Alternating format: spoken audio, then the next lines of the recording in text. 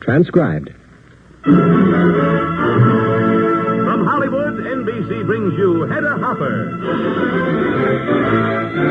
With tonight's news brought to life by Agnes Moorehead, Lori Sherry, and Danny Kaye.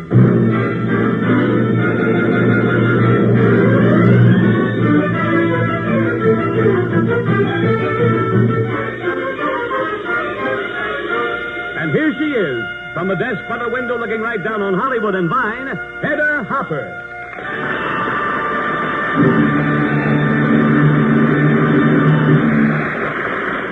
Hello, everybody. Nancy Olson, Mrs. Alan Lerner, is expecting a baby. Elise and Tom Harmon expect their third child in August. The Leo Gorsey's second child is due in May. Leo was a dead-end kid. Wild Bill Wellman, one of our most prolific directors, tells me his wife is anticipating a seventh child. Yes, it's spring, all right. Ingrid Bergman will soon be in the headlines again. Doris Day won't marry Patty Andrews' ex-husband, Marty Melcher, on April the 3rd, is announced. It's been indefinitely postponed. Reason Doris gives is that she's too busy making a picture. Could be that Rita Hayworth and Ali Khan are separating, but he says no. But then they said no about their marriage, and they said no again about their baby. Margaret Truman's acting appearance with Jimmy Stewart on radio is a prelude to a picture career. If she clicks on the air, she'll entertain offers from Hollywood. Bing Crosby's sunning himself at Palm Springs, and he's not alone. Bill Morrow's with him. I told you, didn't I? Winston Churchill is trying to make up his mind whether he'll pay another visit to America. Orson Welles is on his way back to America with the belief that people have forgiven him for Macbeth. You know, it's quite a coincidence that Pat Neal was stopping at the same hotel as Gary Cooper in Havana, Cuba. I recently visited with Agnes Moorehead, one of the fabulous First Drama Quartet, whose reading performance of George Bernard Shaw's Don Juan in Hell has made theatrical history all across the nation. Well, this type of reading performance is nothing new for Agnes. She told me that her interest in it started when she first heard the late Edna St. Vincent Millay read her own poem, The Harp Weaver. And that's my item for tonight, a chance for Agnes Moorehead to read The Harp Weaver.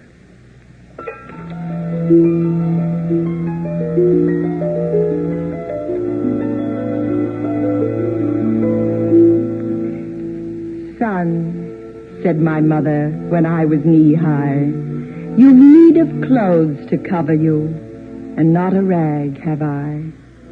There's nothing in the house to make a boy breeches, nor shears to cut a cloth with, nor thread to take stitches. There's nothing in the house but a loaf end of rye, and a harp with a woman's head nobody will buy. And she began to cry. That was in the early fall. When came the late fall, son, she said, the sight of you makes your mother's blood crawl. Little skinny shoulder blades sticking through your clothes, and where you'll get a jacket from, God above knows.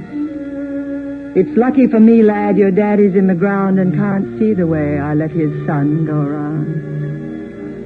Oh, and she made a queer sound.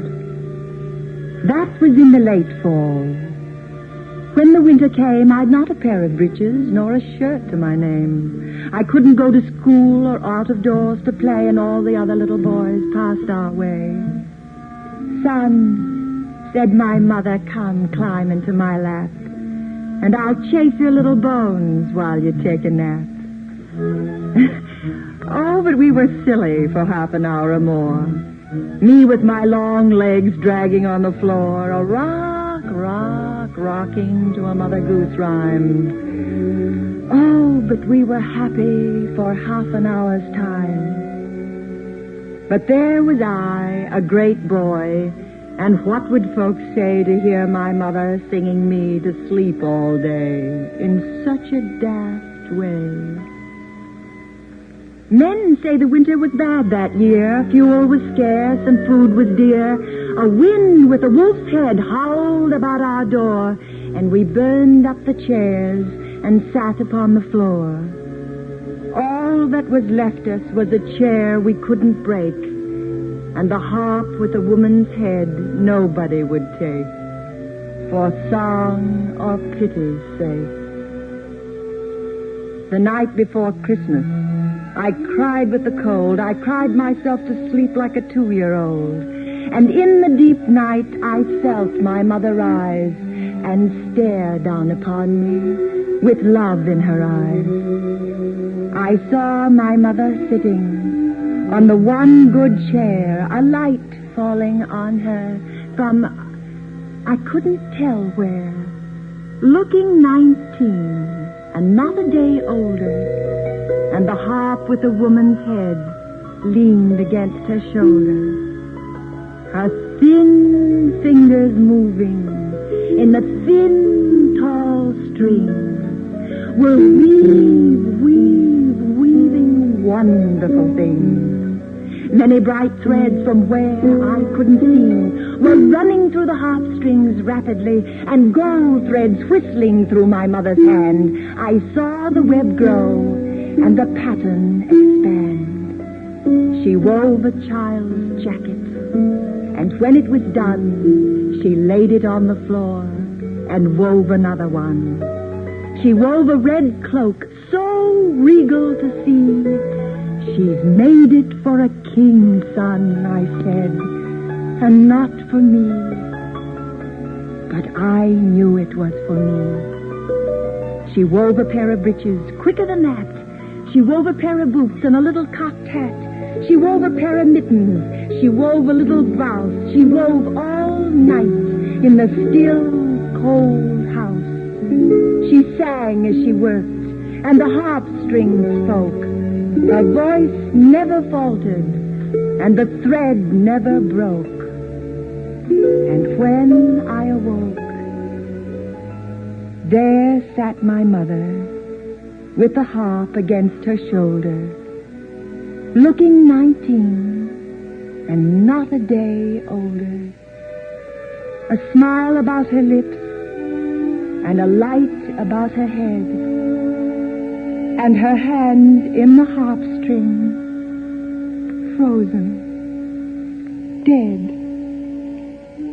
and piled up beside her, and toppling to the skies, were the clothes of a king's son, just my size.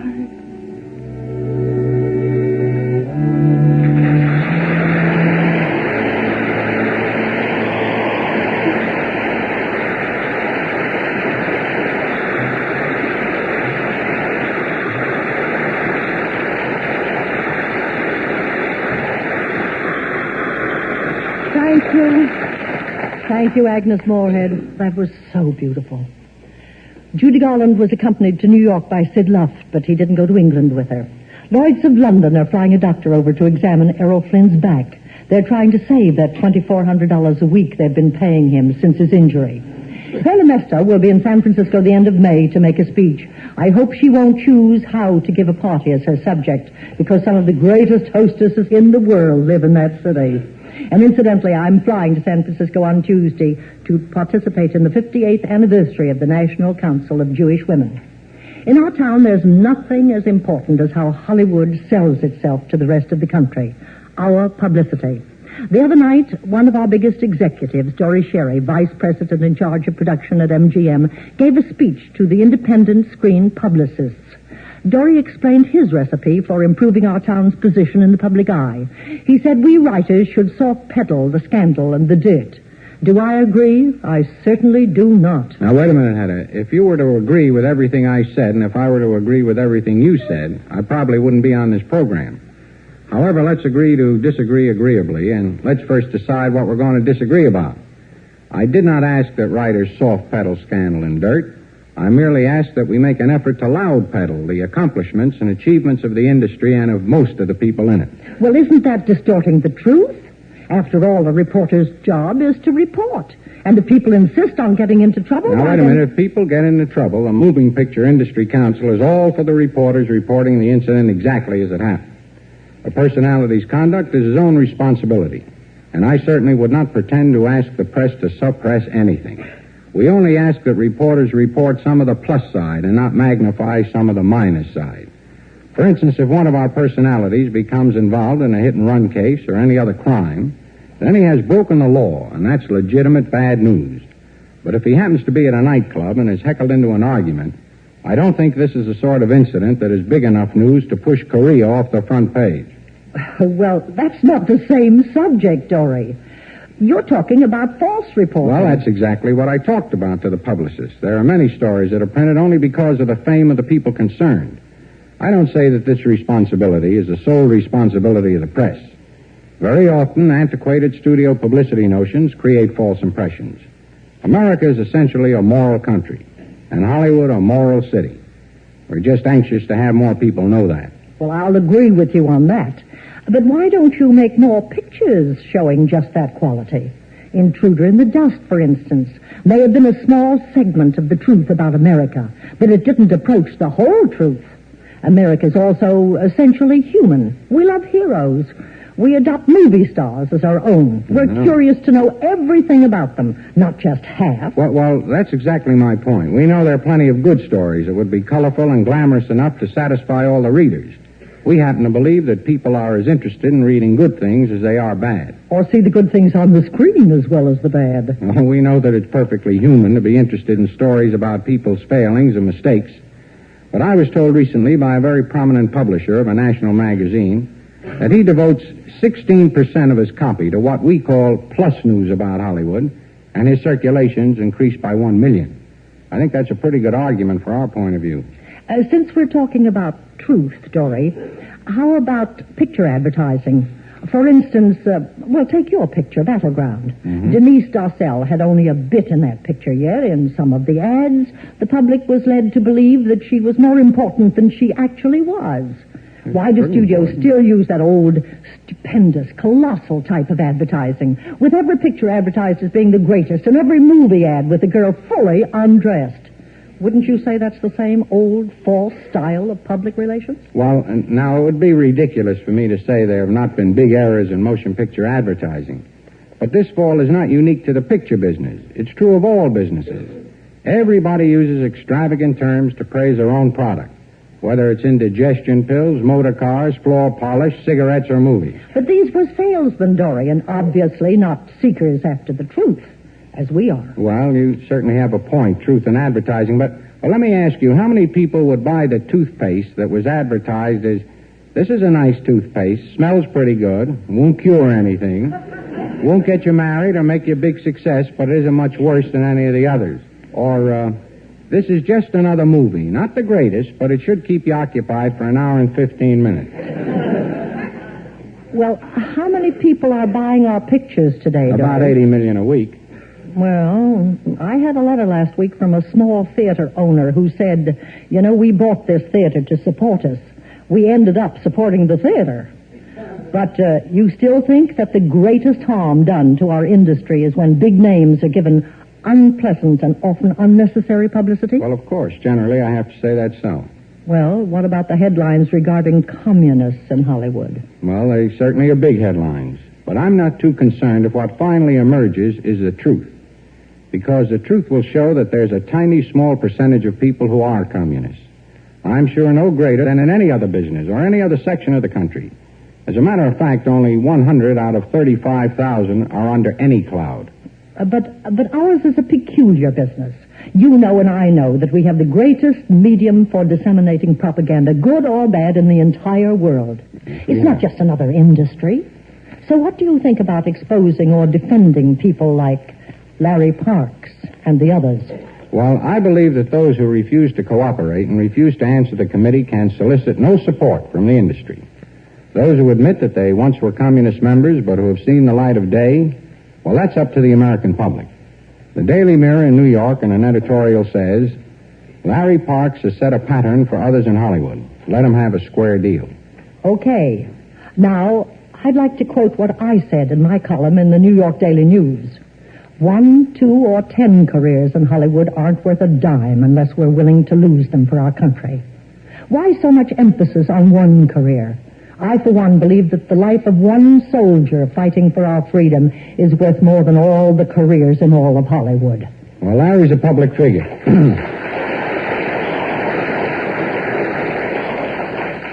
I was going to say that Larry's a public figure, and certainly the public is going to make that decision. In the case of those individuals who were members of organizations that later became communist-controlled and then got out when they learned that, well, I think they deserve every support. Yes, if they did get out. The point is, let's get the truth. And with the truth, I think it is as important that the innocent be protected as it is that the guilty be punished. Well, Dory, that's why I say we reporters should make public every scrap of evidence we can find. We shouldn't glorify or be soft-hearted about certain quick-change artists who don't sing Yankee Doodle until they're forced to, just one step ahead of the FBI. If, as you say, the actions of a few can blacken our entire industry, then our job is to weed them out just as fast as ever we can. Well, certainly no one can be against telling the truth about any situation. In connection with that, I should like to say what a man named Meldenius said, and I quote, "In necessary things, unity. In doubtful things, liberty. In all things, charity." And in an emergency such as we're in now, action. I still argue that it's urgent that these people be classified, and if they are Reds, then eliminated. Well, I have an abiding faith in truth, and nothing ever stands in the way of it, ultimately and finally. If we're talking about the truth, then I say the whole problem of publicity then is really up to everyone in Hollywood. It's up to the studios and the stars who must live up to their responsibilities because they have been so glorified by the American people. It's up to everyone, even unglamorous executives, and the writers and columnists who report our town to the world. And that's about where I came in. And the work has only just begun. We're both for truth and for better public relations. And thank you so much for coming, Dory. Thank you, Hedda.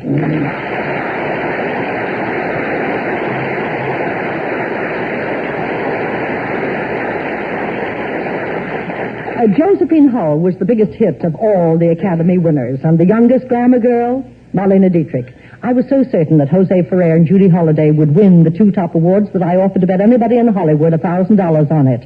I had no takers, but that doesn't mean I thought they were the best. I don't.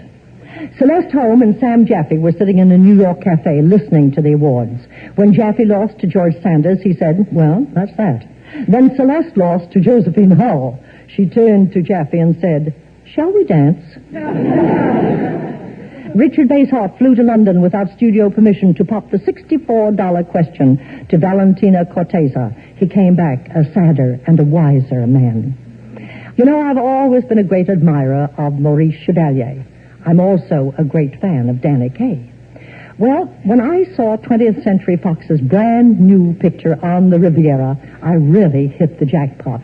Because in this one, Danny out Chevalier's Chevalier. Listen.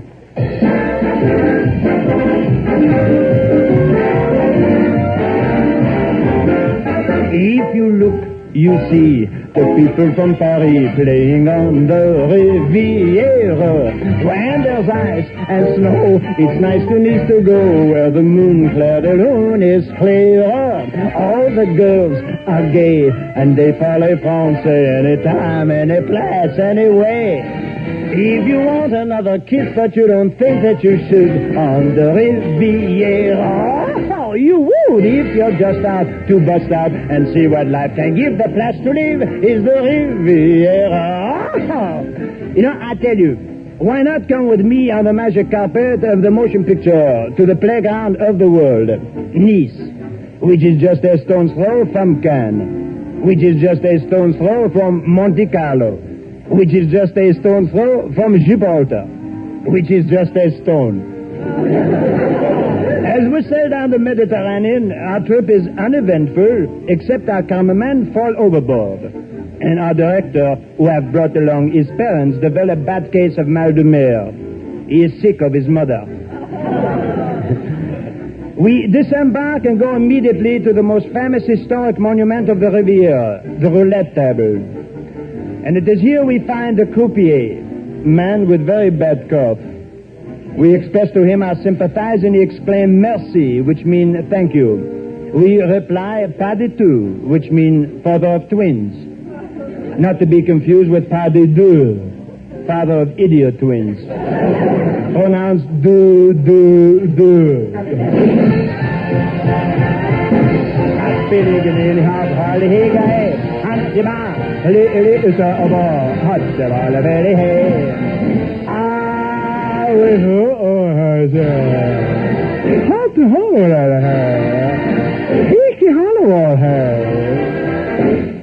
And so we leave beautiful Hawaii and come back to the Riviera, where the girls are gay, and they parle français anytime, any place, anywhere. If today you have $1 million and tomorrow you're broke on the Riviera. Oh, big joke if you're just out to bust out and see what life can give. The place to live is the Riviera.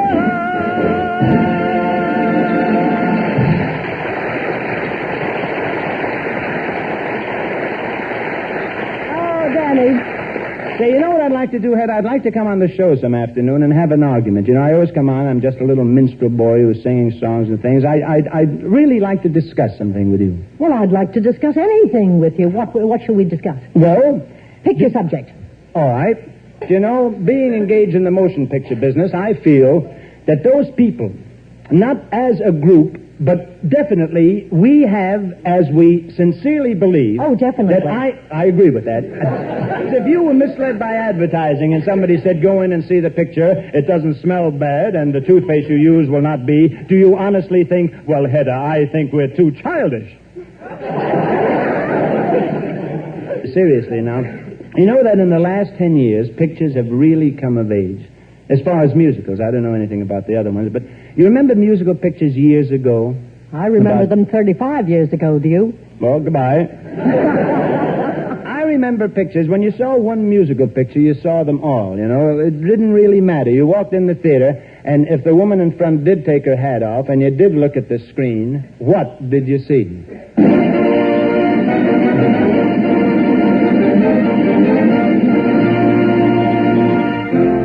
Manic Depressive Pictures presents... Wow! Hello, Fresno, goodbye. Produced by Are You Manic and directed by Depressive. Now you know the name of the picture and you'd like to see it. But no. Screenplay by Gluck, from a stage play by Motz, from a story by Blitt, from a chapter by Ronk, from a sentence by Dokes, from a comma by Stokes, from an idea by Groks, based on Joe Miller's jokes. Now you know the name of the picture and who wrote it. And you'd still like to see it. But no. Art direction, Finkel Puff and Theory is Minerva Buff Photography, Alonzo Tech recorded sound as Needle Beck upholstery by Zachary, Nick Knackery by Thackeray, Tipsickery by Dickory, and Dickory by Doc. Now finally, at last, comes the picture. And what do we see? The same old beautiful chorus girls. The scene is a ranch in Fresno, California. So what are they singing? When it's cherry blossom time in Orange, New Jersey, we'll make a peach of a pear. I know we can't elope, so honey, do be mine. And if up from the gulch rides a hunk of man, here's our hero, Cowboy Dan, a galloping, yodeling buckaroo. His horse, of course, is a baritone, too. I've got the wagon wheels inside of me. I've got that old cactus in the hide of me. I've got that. The girls are delighted to hear this. But where is our heroine? As the bell rings for lunch, we find our heroine in the corral eating her heart out. She is Mary Swan, tap-dancing daughter of an American juggling act who left on the doorstep of an old English castle where she was found by Sir Basil Metabolism, who said, by Jove, a girl baby. I shall raise her as my own daughter, which he did. But she wants to marry Cowboy Dan, who she fell in love with, so she can tap dance, but she knows Sir Basil, her father, will never permit this. Never, never, never. That's why she's eating her heart out. But through her tears, she is singing a happy little song because she is also a coloratura soprano.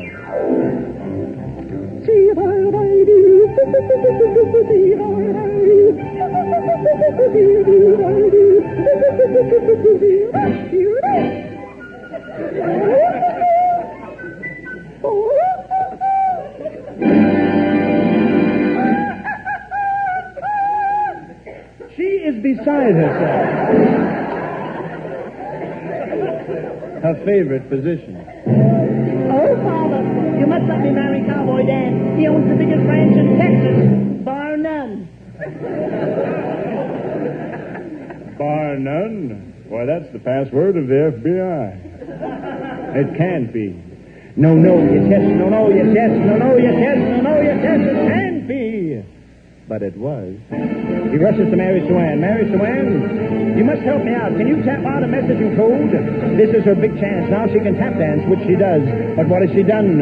She has betrayed her own father. But he isn't her father. He is heimlich mein Schlucken, mein großes Globenhaus, der Knöll wie der Heldenskneis, ausblicke der Heldenplan, am Knöll, wohl Knöll wie der Heldensen, am se Knall wie der Hol. Junior. Stick up your hands, you dirty rat, and Galderfleuten, Eisenblatz, the FBI finally captured the German spy, Dan and Mary about to blame. You think the picture's about to end? But no. Who ever heard of a musical picture without Carmelita Pepita, the Bolivian bombshell? I wish you would come with me to my little village in Bolivia. So peaceful there are the purple mountains with the shining stars and the little sky. And the little people who live so simple and quiet. And every night, all they want to do is grab a partner, swing away, carry about time and arms and day. Grab about teeth and swing about a hair, and you will make a piece of apparel. Grab! So here we are back in Fresno, California, and this is where you came in. But do not fret, my friends. This is a picture that ends in the middle for the benefit of the people who came in the middle. This is the end.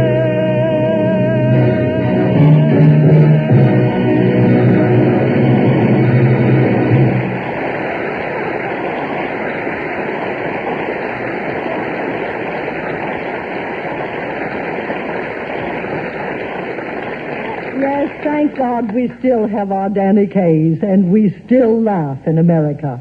They don't laugh in Russia.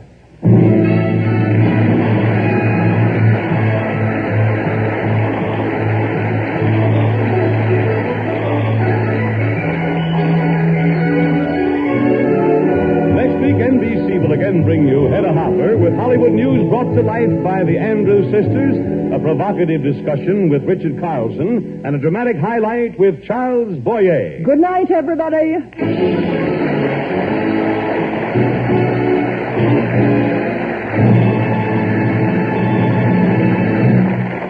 Hear Hedda Hopper next Sunday, right after Phil Harris. And in just a moment, hear Theater Guild starring Walter Pidgeon and Signa Hasso in The Fallen Idol. The Hedda Hopper Show is produced by FMB with direction by Gil Faust, music by Frank Worth. This is Art Baker bidding you good night.